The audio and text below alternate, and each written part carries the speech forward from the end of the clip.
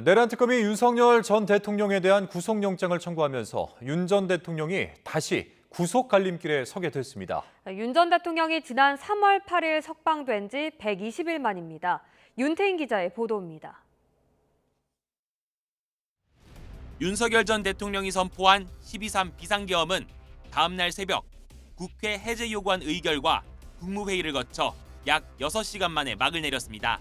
이후 경찰과 공수처가 공조수사본부를 꾸리는 등 윤 전 대통령에 대한 내란 혐의 수사가 시작됐습니다. 지난 1월 3일 공수처가 윤 전 대통령을 체포하기 위해 관저로 향했지만 경호처 등의 저지로 영장 집행은 불발됐고 열흘가량 지나 두 번째 시도 끝에 윤 전 대통령을 체포할 수 있었습니다. 비상계엄 선포 42일 12시간 만이었습니다. 불법 수사이긴 하지만 공수처 출석에 응하기로 했습니다. 그러나 제가 이 공수처의 수사를 인정하는 것은 아닙니다.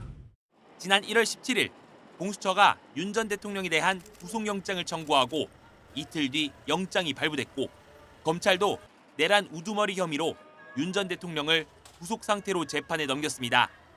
그런데 이후 법원은 날이 아닌 실제 시간으로 구속기간을 계산해 윤 전 대통령이 구속기간 만료 상태에서 기소됐다며 윤 전 대통령 측의 구속 취소 청구를 받아들였습니다. 결국 윤 전 대통령은 지난 3월 8일 체포 52일 만에 석방됐습니다. 지난달 출범한 내란 특검은 윤 전 대통령이 경찰의 출석 요구에 불응하고 있다며 체포영장을 청구했지만 법원은 받아들이지 않았습니다.